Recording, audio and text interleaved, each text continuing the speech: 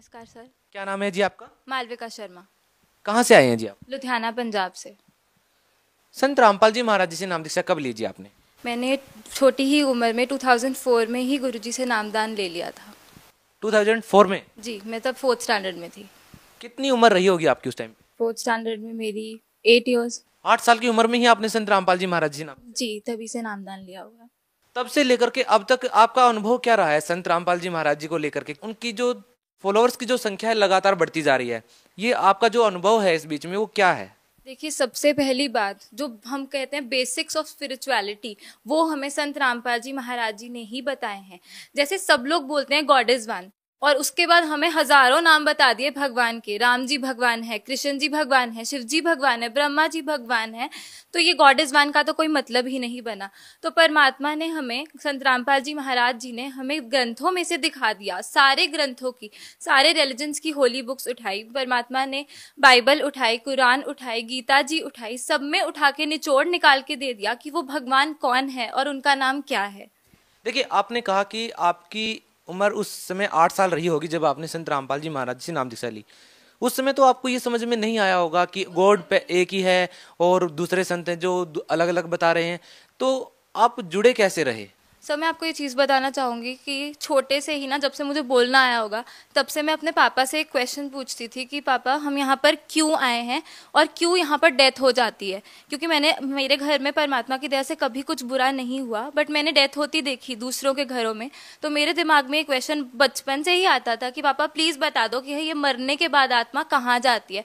तो उनके पास कोई आंसर नहीं होता था, क्योंकि उन्होंने आसाराम बापू जी से नामदान लिया हुआ था। तो वो कहते थे कि मुझे तो इस चीज़ का आंसर बिल्कुल भी नहीं पता। तो जैसे ही गुरुजी का ज्ञान सुना, स्टार्टिंग में ही तो गुरुजी ने क्रिएशन ऑफ नेचर बता दिया, जिसमें गुरुजी ने बताया कि आत्मा आती कहाँ से है और हम मरने के बाद कहाँ चले जाएंगे और हमारे साथ क्या क्या बीतता है उसके बाद। तो मुझे जब ये क्वेश्चन का आंसर मिला, मुझे तभी पता चल गया था कि यही परमात्मा है और ये भगवान ही आए हुए हैं, ये कोई गुरु नहीं है, ये भगवान आए हुए हैं सीधा। तो लाखों की तादाद में एक व्यक्ति कैसे ये निर्णय करेगा कि कौन संत सही है और कौन संत सही नहीं है? देखिए, हर चीज़ का ना जो निचोड़ होता है, वो हम किसी कॉन्स्टिट्यूशन को लेकर चलें तो जैसे हम इंडिया की कॉन्स्टिट्यूशन है, अगर उसको फॉलो नहीं करोगे, लॉ को फॉलो नहीं करोगे, जेल में पटक दिया जाएगा आपको। इसी प्रकार से जो हमारी होली बुक्स है, वो स्पिरिचुअलिटी का जो बेस है उसी में है। तो हमारी स्पिरिचुअल बुक्स में जो लिखा है वो संत फॉलो करेंगे अगर हम उन संत को, तो ही हम पार हो सकते हैं। और गीता जी में साफ साफ लिखा हुआ है कि तत्वदर्शी संत वो हैं जो उल्टे लटके हुए संसार रूपी वृक्ष को जड़ से लेकर टहनी तक भाग सहित बता देंगे। और वो आज तक सिर्फ ही बंदी छोड़ सदगुरु रामपाल जी महाराज जी ने ही किया है। देखिए, आप एजुकेटेड हैं, शिक्षित हैं, आपसे एक बात पूछना चाहेंगे कि आपने कहा कि संत रामपाल जी महाराज जो हैं वो वेदों के अनुसार भक्ति बताते हैं, बाकी किसी संत ने नहीं बताया। देखिए, लाखों करोड़ों की तादाद में ऐसे फॉलोअर्स हैं जो किसी अन्य संत से जुड़े हुए हैं।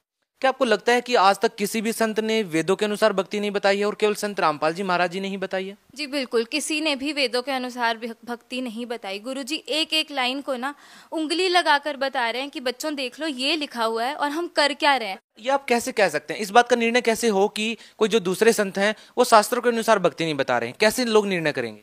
सर, आपने बहुत ही अच्छा क्वेश्चन किया कि हम किस तरीके से निर्णय करें कि सही संत कौन है और कौन सही भक्ति बता रहा है। तो पहला पॉइंट मैं आपको बोलना चाहूँगी कि बाकी जो गुरु हैं वो सब बोलते हैं कि परमात्मा निराकार है, बल्कि हमारी होली बुक साफ साफ बोलती हैं कि परमात्मा साकार है।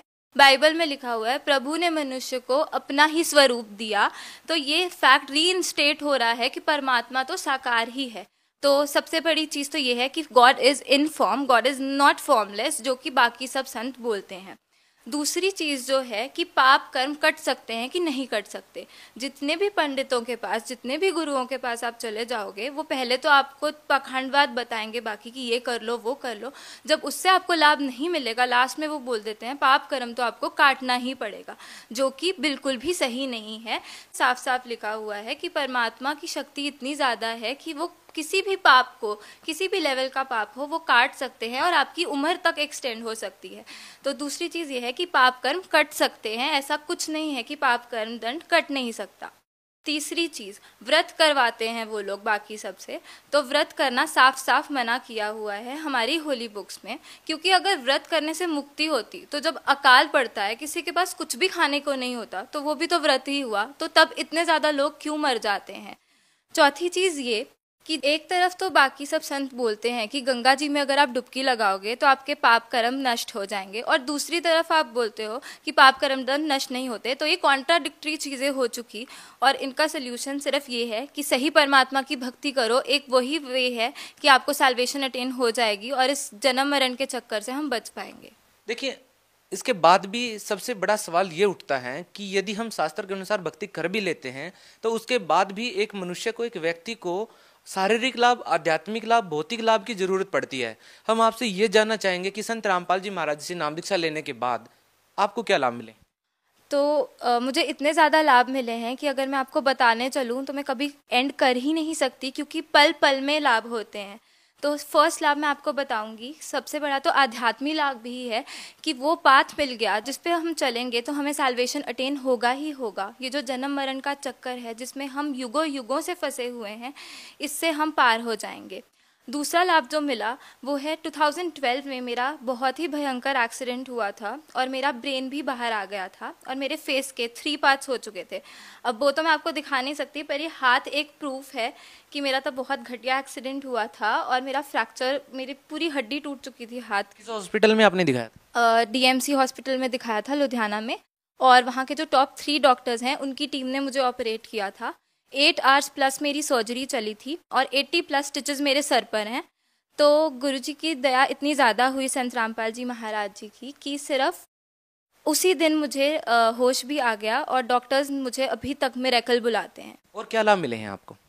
अगला लाभ ये है कि अभी कुछ महीने पहले ही, मेरे चार्टर्ड अकाउंटेंसी एग्ज़ाम से पहले, मेरे दांत में विजडम टूथ मेरा आ रहा था और वो पूरा गल चुका था। तो हमने स्कैन करवाया तो डॉक्टर ने बोला कि आपके वहाँ सब कुछ गल चुका है, जाड़ जो है वो भी गल गई है और दांत भी गल चुका है, तो ये ऑपरेट ही करना पड़ेगा। और मैं आपको ये भी बता देता हूँ, आपके बाकी 3 विजडम टूथ भी आएंगे और उन तीनों के लिए जगह नहीं है, तो आपको 4 बार ऑपरेशन करवाना पड़ेगा। तो तब मैंने उनसे रिक्वेस्ट करी कि अभी मेरे एग्ज़ाम्स हैं तो आप इसको पोस्टपोन कर दो, एग्ज़ाम्स के बाद ये करवा लेंगे, तब तक आप मेडिसिन दे दो। एग्ज़ाम्स के बाद जब मैं गई तो मेरे सिर पे ऑलरेडी चोट है, तो मुझे डर लग रहा था कि ये लोग खींचेंगे तो बहुत ज़्यादा प्रॉब्लम हो जाएगी। तो गुरुजी इतनी दया करना कि आप बस वहाँ पर सामने खड़े हो जाना जब मेरा ऑपरेशन हो रहा होगा। तो हम डॉक्टर के पास फिर से गए। डॉक्टर ने एक बारी कहा एक बारी चेक फिर से कर लेते हैं। तो उन्होंने चेक किया, उन्होंने कहा आपको कौन से डॉक्टर ने बोला था कि आपको ऑपरेशन करवाना है? मैंने कहा आपने ही बोला था। तो तब उनको याद आ गया, तो वो कहते कि आप देख लो ये सब कि आपका पूरा ठीक हो चुका है और आपके चारों विजडम टूथ के लिए जगह बन चुकी है और मुझे समझ नहीं आ रहा ये सब कैसे हुआ है। तो तब हमने उनको गुरुजी का बताया, गुरुजी की बुक भी उनको दी, और तो ये मेरे को अगला लाभ हुआ। उसके बाद जो मुझे लाभ हुआ, मुझे छोटे में बहुत ही तेज़ स्टमक एक होता था, मुझे ये भी नहीं याद कौन सी साइड होता था, पर परमात्मा से नाम लेने के बाद वो दर्द भी हमेशा के लिए चला गया। अगला लाभ संत रामपाल जी की दया से ये हुआ कि मेरे दादाजी को 3 बारी हार्ट अटैक आ चुका है और तीनों बारी ही गुरुजी ने बचा लिया। अगला लाभ मैं आपको ये बताऊंगी जो कि सबसे बड़ा लाभ है कि मेरे पे काल का अटैक 5 बारी हो चुका है और 5 बार नाम लेते ही, जैसे ही गुरुजी ने बताया है कि आपको चाहे प्रथम नाम मिला हो, चाहे दूसरा, चाहे तीसरा, आप उसका नाम जाप करो और परमात्मा वहाँ प्रकट हो जाएंगे, तो वैसे ही मुझे तीसरा नाम मिला हुआ था, तो मैंने तीसरा नाम का जाप किया तो काल एकदम से बिल्कुल घबरा जाता है। और जैसे परमात्मा गुरु रामपाल जी महाराज जी ने बोला था कि पंख कटे पक्षी जैसे गिर जाता है वैसे गिरेगा, बिल्कुल वैसे ही वो गिरा। परमात्मा सामने आके खड़े हो गए और परमात्मा ने वहाँ से मुझे 5 बारी बचाया है। लेकिन सवाल यहाँ पे ये उठता है कि आपके ऊपर अटैक होता ही क्यों है, क्यों आपका एक्सीडेंट होता है और क्यों इस तरह की आपके सामने परेशानियाँ आती हैं? परेशानियाँ हम पर हमारे पिछले कर्मों के कारण आती हैं और इसका सिर्फ तोड़ यही है कि हम पूर्ण परमात्मा की शरण में चले जाएं, जो कि इस डेट पर बंदी छोड़ सदगुरु रामपाल जी महाराज। लेकिन आप तो ऑलरेडी शरण में आ चुके हैं, उसके बावजूद आपके सामने ये समस्याएं क्यों आती हैं? क्या आप मानते हैं इस बात को लेकर के कि नाम लेने के बाद भी एक श्रद्धालु के ऊपर समस्याओं का आना क्या कहता है? देखिए, मैं तो खुश होती हूँ कि मेरे ऊपर ये समस्या आती है, क्योंकि जैसे ये समस्या आती है उससे हमें पता चलता है जो डेथ लोग बाद में एक्सपीरियंस करते हैं और उनके पास कोई तब वो ही नहीं होता वे आउट कि वो क्या करें उसके बाद, वो मेरे पे पहले ही आ चुकी है। और मुझे पता है कि यहाँ का जो सब कुछ है वो नकली है बिल्कुल। असलियत सिर्फ ये है कि हमने एक दिन मरना है, हमें नहीं पता हमने किस दिन मरना है। उसके लिए आप इंश्योरेंस ले लो परमात्मा से, जो कि सिर्फ सदगुरु रामपाल जी महाराज ही दे सकते हैं। और ये पक्का है कि परमात्मा से आप नामदान ले लोगे तो वापस से उस जगह चले जाओगे। देखिए, यहाँ किसी को बूढ़ा होना नहीं पसंद, यहाँ किसी को दुखी होना नहीं पसंद, यहाँ किसी को मरना नहीं पसंद। क्यों नहीं पसंद? क्योंकि हम एक ऐसी जगह रहते थे जहाँ ये सब नहीं था, जो खुशियों का भंडार था, और हम अपनी गलती से यहाँ पर फंस गए हैं। क्रिएशन ऑफ नेचर ज़रूर देखिए, सदगुरु रामपाल जी महाराज जी ने जो बताया है, और उसमें आपको पता चल जाएगा कि हम कैसे यहाँ आए और कैसे हमें इस जगह से निकलना है। देखिए, आप यूथ हैं और हम मानते हैं कि संत रामपाल जी महाराज के अनुयायी ही इस एज में आकर के इस तरह की आध्यात्मिक बातें कर सकते हैं, क्योंकि जिस तरह का आज का जमाना है उस तरह हम देखते हैं कि इस एज में यूथ ऐसी बातें नहीं करते हैं। इस तरह के विचार आपके अंदर जो भरे हुए हैं वो क्या मानते हैं आप, कैसे हैं आपके ये विचार जो आज आप व्यक्त कर रहे हैं कैमरे के सामने? सबसे पहली बात, हमारे पेरेंट्स पे बहुत ज़्यादा डिपेंड करता है कि हमारे विचार कैसे होंगे। तो भगवान की इतनी दया थी कि मेरे पेरेंट्स शुरू से ही बहुत श्रद्धालु रहे हैं और उन्होंने शुरू से ही एथिक्स और प्रिंसिपल्स को सबसे पहले रखा है। तो ये नॉन वेज, ड्रिंक, ये सब से तो हम पहले ही दूर थे। लेकिन बहुत सारे पेरेंट्स ऐसे हैं, कोई ऐसा पेरेंट्स नहीं होगा जो अपने बच्चों को ऐसी लाइन देना चाहे कि वो आगे जाकर के उनके भविष्य के लिए खतरनाक हो जाए। लेकिन फिर भी हम देखते हैं कि बहुत सारे युवा ऐसे हैं जो नशे की लत में पड़ जाते हैं, या बहुत सारी ऐसी चीजें हैं जो आज के दिन समाज में हम बुराई के तौर पर देखते हैं। लेकिन संत रामपाल जी महाराज के अनुयायियों को हम देखते हैं कि बच्चे से लेकर चाहे जो जवान हैं या वो बूढ़े हैं, सभी के एक जैसे विचार होते हैं, आध्यात्मिकता में वो बिल्कुल लिप्त होते हैं। ये जो देखते हैं हम इस तरह का बदलाव, ये अपने आप में बहुत कुछ कहता है। इसके बारे में क्या कहना चाहेंगे? देखिए, सारे स्पिरिचुअल और सोशल रिफॉर्म संत रामपाल जी महाराज ही लेकर आ रहे हैं। उन्होंने ही वो इनिशिएटिव लिया है जो कि कोई ले नहीं पा रहा था, और किसी में इतनी समर्था भी नहीं है कि वो ले सके। ये स्वयं परमात्मा आए हैं जो हमें सब कुछ बता रहे हैं कि बच्चों ये सही है, ये गलत है। इन्होंने हमें साफ साफ बता दिया कि हमारी बाउंडेशंस क्या है, हमें पता है कि क्या सही है क्या गलत है, हमें आगे का दिखता है जो कि लोगों को नहीं दिखता। गुरु नानक देव जी बोलते हैं, नानक दुखिया सब संसार, सुखी सोई जो नाम आधार। Only the power of true words can make you truly happy and satisfied. पर आज की जो यंग जनरेशन है, यंग जनरेशन क्या बोलूँ, बड़े भी जो हैं ऐसे नशे में फंसे हुए हैं, वो उसी को सुख मानते हैं। हमें क्वेश्चन किया जाता है कि आप ड्रिंक नहीं करते तो आप सुखी कैसे रहते हो, और असल में वो लोगों के साथ आप 1-2 दिन बात कर लीजिए, वो अपना दुख बताने लग जाते हैं, इतने दुखी होते हैं वो लोग। तो वो असल में सुखी तो है ही नहीं, और सुख सिर्फ सही भक्ति से ही मिल सकता है। मालविका जी, क्या करते हैं आप? मैं चार्टर्ड अकाउंटेंट हूँ। अच्छा, आप एक बात बताइए, संत रामपाल जी महाराज जी के जब अनुयायियों का हम इंटरव्यू लेते हैं तो बहुत सारे लोग बताते हैं कि उनको कैंसर जैसी भयानक बीमारियां ठीक हो गई हैं, उन्होंने नशा करना छोड़ दिया है। आप सीए हैं और शिक्षित भी हैं काफ़ी, तो आप मानते हैं कि इन बातों को कि किसी संत से नाम दीक्षा लेने से या मंत्रों के जाप करने से कोई नशा छोड़ सकता है या कैंसर जैसी बीमारियां ठीक हो सकती हैं? क्योंकि आप तो शिक्षित हैं, आपको पता है कि मेडिकल साइंस का जमाना है और इस तरह की बातें करना क्या अपने आप में हास्यास्पद नहीं है? सर देखिए, आप सब लोगों के लिए ये हास्यास्पद ज़रूर है, क्योंकि आप लोग भक्ति से कोसों दूर है, पर हमें परमात्मा का ज्ञान मिल चुका है और हमें सब पता है आजकल। तो देखिए, साइंस जो है, जहाँ साइंस ख़त्म होती है ना, वहाँ परमात्मा का ज्ञान शुरू हो जाता है। डॉक्टर्स एक बंदे को डेड बोल रहे हैं, लास्ट स्टेज कैंसर क्योर हो रहा है, वो कैसे हो रहा है? देखिए, मिरेकल्स हमें आज तक एक वर्ड लगता था, उस पर रिस्ट्रिक्टेड था कि ये बस एक वर्ड है, ये सिर्फ सुनने को मिलेगा हमें, या ये फेरी टेल वाली मूवीज़ में ही हो सकता है। पर परमात्मा सदगुरु रामपाल जी महाराज जी ने यहाँ के वो मिरेकल वर्ड को ना प्रूव कर दिया है, और आपके सामने हम इतने प्रूफ्स खड़ा सकते हैं, लाइव प्रूफ जो बता रहे हैं कि हम मरे हुए जिंदा किए हैं। तो साइंस मेरा ख्याल कुछ भी नहीं है, वो साइंस भी किसकी दी हुई है, वो भगवान की ही दी हुई है। तो साइंस से आगे है स्पिरिचुअलिटी, जो हम सोच भी नहीं सकते, और ये मैनमेड तो कुछ भी नहीं है, सब परमात्मा का दिया हुआ है। जो आजकल बन चुका फ़ोन के थ्रू हम क्या क्या नहीं कर सकते, वो सब परमात्मा की ही देन है। भगत समाज को क्या संदेश देना चाहेंगे? सबसे पहले मैं आपके कैमरे के माध्यम से एक चीज़ बोलना चाहूँगी कि बंदी छोड़ सदगुरु रामपाल जी महाराज जी ने एक मुहिम छेड़ दी है, जो डाउरी ने इतनी लड़कियों को मार के जला दिया है, इतनी लड़कियों के साथ बुरा हो रहा है, वो परमात्मा ने बिल्कुल ही ख़त्म कर दिया है। सदगुरु रामपाल जी महाराज जी के जो भी शिष्य हैं वो डाउरी फ्री मैरिजेस करते हैं। कोई दहेज का लेना देना नहीं होता, कोई पाखंड नहीं होता, बिना पाखंड के शादियां हो रही। इसका सबसे बड़ा लाभ किनको मिला है? सर, इसका सबसे बड़ा लाभ लड़कियों के पेरेंट्स और लड़कियों को ही मिला है, क्योंकि लड़कियां गर्भ में भी मार दी जाती थी और बाद में भी जब उनकी शादी होती थी तो उनके साथ इतने ज़्यादा अत्याचार होते थे सिर्फ एक इस डाउरी के कारण। तो परमात्मा ने वो बिल्कुल ही हटा दिया है। आध्यात्मिकता के साथ साथ में जो सामाजिक स्तर पर सदगुरु रामपाल जी महाराज जी ने मुहिम छेड़ दी है, आने वाली पीढ़ियाँ उसका बहुत ज़्यादा धन्यवाद करेंगी, क्योंकि ये किसी आम आदमी के बस की बात नहीं है, ये स्वयं परमात्मा ही करवा सकते। भगत समाज को कोई मैसेज देना चाहेंगे आप? भगत समाज से मेरी यही रिक्वेस्ट है कि मानुष जन्म दुर्लभ है, ये मिले ना बारंबार। जैसे तरवर से पत्ता टूट गिरे वो बहर ना लगता डार। ये एक ही बार हमें ह्यूमन लाइफ मिलती है। ह्यूमन लाइफ आपको मिल भी गई, पता नहीं वो तत्वदर्शी संत आए होंगे कि नहीं आए होंगे।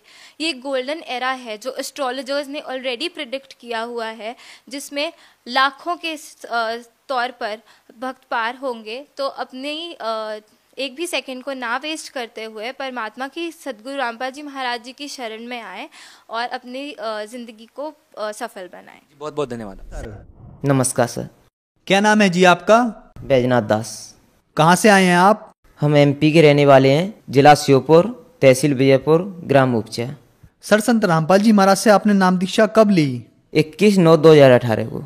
सर, संत रामपाल जी महाराज की शरण में आने से पहले आप क्या भक्ति साधनाएं करते थे? हाँ सर, करते थे। ब्रह्मा विष्णु महेश हनुमान जी सभी की करते थे, देवी देवताओं की, जैसे भैरव है, दांगी, अपने वहाँ और भी देवताएं, उन सभी की भक्ति करते थे हम। सर, जो आप देवी देवताओं की भक्ति करते थे, इन सब से क्या आपको कोई लाभ भी मिले? नहीं सर, कोई लाभ प्राप्त नहीं हुआ हमें। हम भक्ति करते थे तो जैसे पहले से भक्ति करते आए तो हम भी करते रहे ऐसे ही, हमें कोई लाभ प्राप्त नहीं हुआ। तो क्या आपको संत रामपाल जी महाराज से जुड़ने के बाद कोई अनुभव भी हुआ है?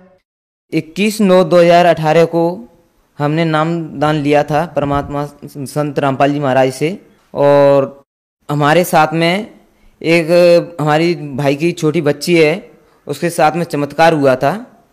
उसके जब हमने प्रण कर लिया था कि हम परमात्मा संत रामपाल जी महाराज से नामदान लेंगे, बच्ची हमारी जी आंगन में खेल रही थी तो हमारी दादी और मम्मी की नज़र बच्ची पे पड़ी। जब कपड़े नहीं पहन रही थी बच्ची, तो उनको पता चला कि इस बच्ची में तो कमी है, और हमें आज तक बिल्कुल पता भी नहीं चला कि हमारी बच्ची ऐसी है। आपकी जो दादी थी और बच्ची की जो मम्मी थी, उन्होंने बच्ची को देखा तो ऐसी क्या कमी दिखी बच्ची में कि उन्हें पता चला कि बच्ची में कमी है? हाँ सर, उस बच्ची के गुप्तांग नहीं थे, जो उसे हम जननांग बोलते हैं, वो नहीं थे। केवल जो पेशाब की रास्ता होती है वो रास्ता थी वो मात्र, और सब पे बिल्कुल जैसे पट्टी जैसी थी बिल्कुल। और हमने दूसरे दिन ही उस बच्ची को दिखाने डॉक्टर को ले गए हम, तो डॉक्टर से परामर्श किया तो डॉक्टर बोले कि अभी बच्ची छोटी है तो बच्ची को 7 साल की होने दो, 7 साल बाद जैसे हम अल्ट्रासाउंड लेके तो यह पता चलेगा कि बच्ची का ऑपरेशन हो भी सकता है या नहीं। तो जैसे बच्चे इतना हमें जानकारी मिली तो हम घर पे वापस आए। तो घर पे वापस आकर के सभी घर वाले हम परेशान हुए कि इस बच्ची के क्या हुआ, कैसे क्या, माने बहुत दुखी हुए सभी। तो हमारे मम्मी पापा, दादा दादी और चाचा चाची तो परमात्मा संत रामपाल जी महाराज से 2013-14 से जुड़े हुए थे। तो मम्मी ने परमात्मा से अरदास लगाई कि हे परमात्मा संत रामपाल जी महाराज, हम तुमसे जुड़े हुए हैं तो हमसे, माने जैसे जगत के लोग पहले से भी कहते हैं और अब क्या कहेंगे कि आप कैसे गुरु से जुड़े हो और आपके घर में ये क्या हो रहा है। तो बहुत दुखी हो रही थी मम्मी।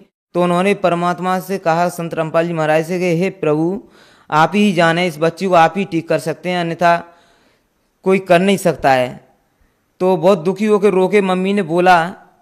तो परमात्मा ने जैसे 20 दिन नहीं हुए तो ऐसा चमत्कार कर दिखलाया कि मम्मी और जो बहू है हमारी, तो बच्ची को गोद में लेकर के दूध पिला रही थी। तो उस समय ऐसी आवाज़ आई जैसे कपड़ा फाड़ते हैं हम, जैसी आवाज़ आई तो मम्मी ने बोला कि ये आवाज़ किसकी आई है। तो बोला कि जैसे कि मम्मी गैस पास हुई होगी।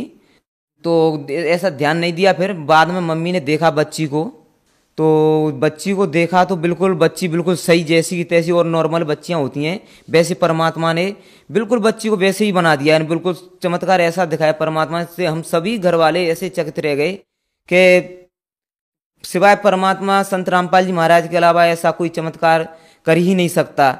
तो बिल्कुल हमें इतनी खुशी हुई परमात्मा की ऐसी रजा हुई। तो मैं संत रामपाल जी महाराज से पहले नाम दीक्षा नहीं लेना चाहता था और न मेरा भाई लेना चाहता था। तो जैसे हमारी बच्ची के गुप्तांग नहीं थे, तो गुप्तांग जैसे परमात्मा ने जो चमत्कार किया, गुप्तांग जैसे कि तैसे नॉर्मल बच्ची की तरह जो गुप्तांग लगा दिए परमात्मा ने, तो वो चमत्कार देख के हमने भी प्रण कर लिया था कि हम भी परमात्मा संत रामपाल जी महाराज से नाम उपदेश लेंगे। और वो बच्ची भी मेरे साथ है, मैं उस बच्ची को भी आपको दिखाना चाहता हूँ। ये वो बच्ची है जो मैं आपके सामने दिखा रहा हूँ। और इस बच्ची के पहले गुप्तांग नहीं थे, और संत रामपाल जी महाराज से जब मम्मी ने हमारी ने जो अर्जी लगाई थी परमात्मा से, तो इस बच्ची के बिल्कुल गुप्तांग जैसे नॉर्मल बच्चियों के होते हैं वैसे बिल्कुल गुप्तांग अब परमात्मा ने लगा दिए। तो सर आपके कहने का मतलब है कि आपकी जो बच्ची है वह किन्नर पैदा हुई थी, और संत रामपाल जी महाराज से प्रार्थना लगाने के बाद आपकी एक बच्ची किन्नर से नॉर्मल हो गई। तो ये एक अपने आप में बहुत बड़ा चमत्कार है। तो जो समाज आज आपको देख रहा है, आप उन्हें क्या संदेश देना चाहेंगे? जगत और भक्तों से मैं ये कहना चाहता हूँ कि संत रामपाल जी महाराज आए हुए हैं, वो परमात्मा हैं, और उनसे सभी नाम दीक्षा लें और नाम दीक्षा लेकर के अपना कल्याण करवाएं।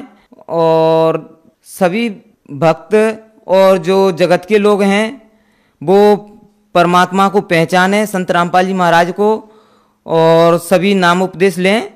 संत रामपाल जी महाराज से नाम दीक्षा कैसे ले सकते हैं? संत रामपाल जी महाराज से नाम दीक्षा लेने के लिए कई चैनलों पे सत्संग चलता है। तो संत रामपाल जी महाराज का सत्संग जब हम सुनते हैं तो उसके नीचे पट्टियां चलती हैं, तो पट्टियों में जो कुछ नंबर दिए होते हैं, तो उन नंबरों पे फ़ोन लगा करके आप नज़दीकी नामदान केंद्रों का पता लगा सकते हैं अपने वहाँ। तो आप वहाँ पर उन केंद्रों पर जा करके आप नाम दीक्षा ले सकते हैं। धन्यवाद सर। सत